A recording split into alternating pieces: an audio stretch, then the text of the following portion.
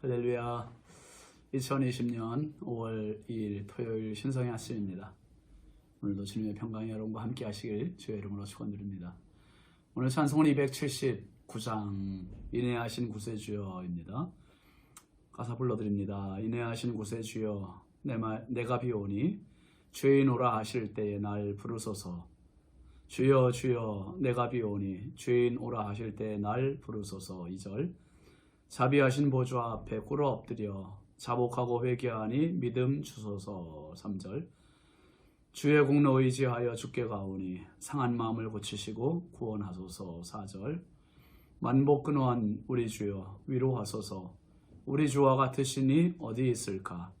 주여 주여 내가 비오니 주인 오라 하실 때에 날 부르소서. 아멘. 오늘 우리에게 주시는 하나님의 말씀은 사무엘상 14장 36절부터 38절까지입니다. 함께 보시죠.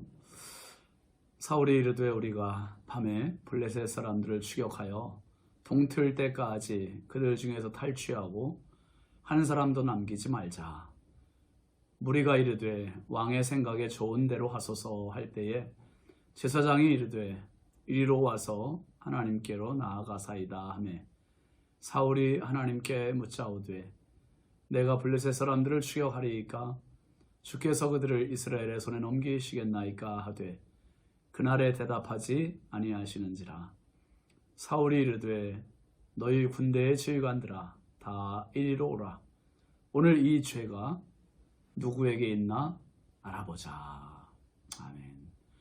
오늘 말씀의 제목은 누구의 죄인가입니다. 누구의 죄인가. 여러분, 한때 차량 뒤에 스티커 붙이기 운동이 있던 때가 있었습니다. 그 스티커의 내용은 내 탓이오라고 하는 스티커입니다. 남 탓하지 말고 내 탓으로 생각하면 분쟁도 사라지고 원성도 잦아질 것입니다. 그런데 저는 그 스티커가 좀 잘못됐다는 생각을 했었어요. 내 탓이요 하면 그걸 차 안에 붙여야 되지 않겠어요? 차 안에 붙이면서 그걸 볼 때마다 그래 내가 잘못했지 그렇게 생각하면 더 좋을 것 같은데 그걸 차 뒤에 트렁크에다 이렇게 붙여놓고 다니다 보니까 뒤에 차가 앞에 차를 볼 때 앞에 차 뒤에 내 탓이요 그렇게 붙어 있는 겁니다.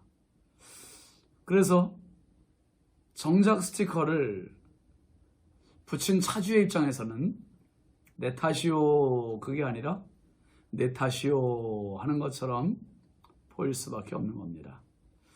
오늘 우리는 흔히 내 탓보다는 내 탓하는데 시간과 에너지 소비를 많이 하고 사는 것 같아 안타깝습니다.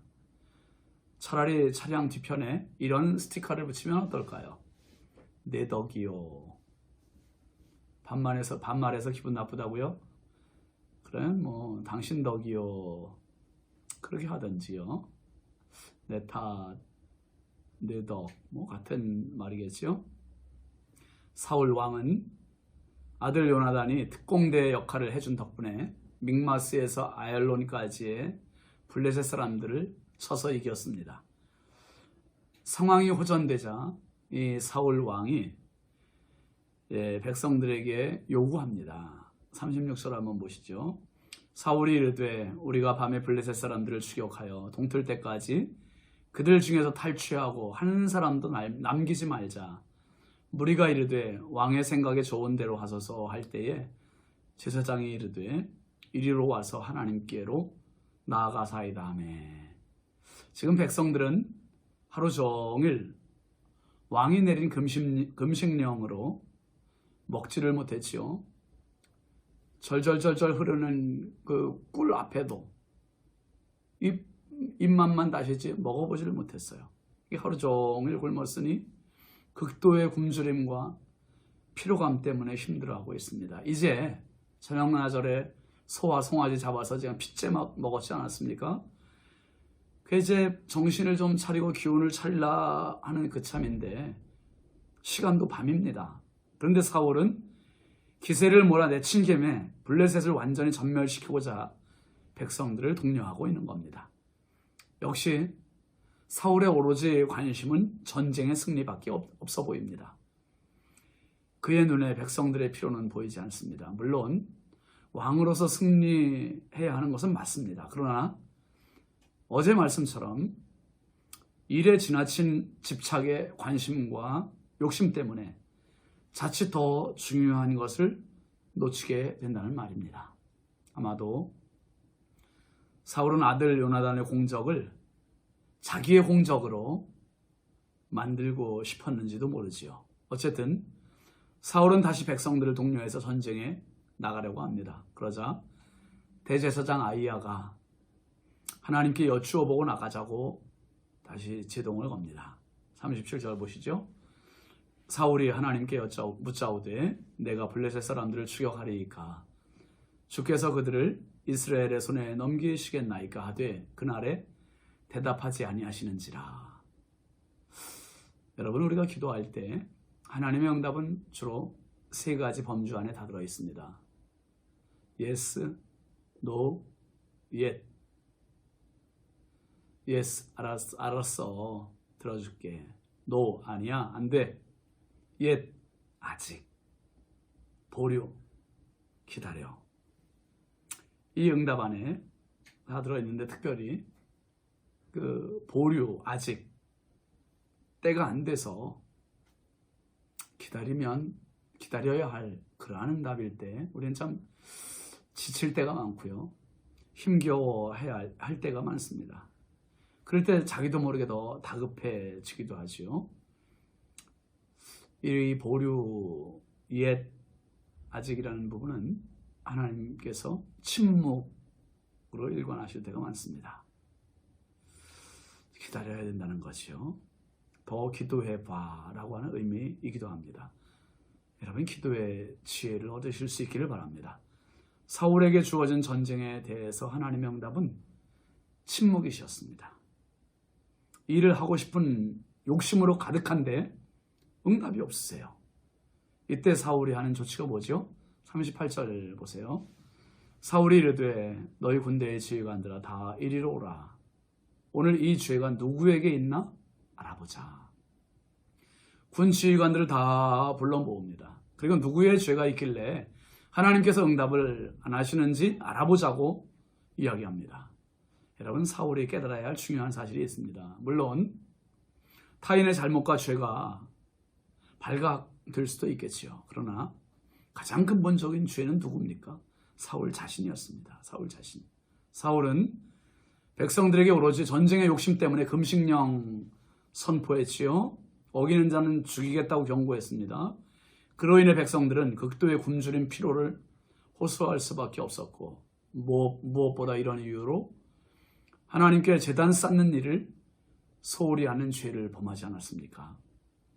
그러나 자신의 과오에 대해서는 탓하지 않고 사울왕은 지금 백성들에게서 그 죄를 알아보겠다고 색출 작전을 펴라는 것입니다. 이 사울의 모습이 오늘 우리의 모습 아닙니까? 누가 그랬냐고. 에덴 동산의 아담이 죄를 짓고 동산을 거니시는 하나님의 음성을 듣습니다. 나무 뒤에 숨어있는 아담이 나오지 않아요. 아담아, 네가 어디 있느냐? 하나님 찾으세요. 그래서 내가 벗어서 못 나갑니다. 그리고 하나님께서 창세기 3장 11절 말씀해 보면 이렇게 말씀하세요. 누가 너희 벗었음을 내게 알렸느냐? 누가 너희 벗었음을 내게 알렸느냐? 그때 아담의 대답이 뭡니까? 하나님이 주셔서 나와 함께 있게 하신 여자, 그가 그 나무 열매를 줌으로 내가 먹었나이다. 아담의 잘못은 자신을 맨 나중으로 미루고 있다는 거예요. 자기는 먹은 죄밖에 없다는 거죠. 그러면서 1차적인 잘못은 누구라고 하죠? 하나님이라는 거예요. 하나님. 하나님께서 주셔서 나와 함께 하신 그 여자 때문에. 2차적인 잘못은요? 여자, 하와. 그리고 자신은 3차적으로 먹은 죄밖에 없다고 그렇게 뒷공문이 칩니다. 이 모습이 오늘 저부터, 제 자신부터 우리의 모습입니다. 사실 순서가 바뀌어야 됩니다. 어떻게 해요? 1차 잘못은 내 잘못이요. 하와를 향해서 이는 내 뼈 중에 뼈요, 살 중에 살이라고 최후의 사랑의 고백을 했던 아담이 이젠 저 여자 때문이라고 몰아세우는 그 모습.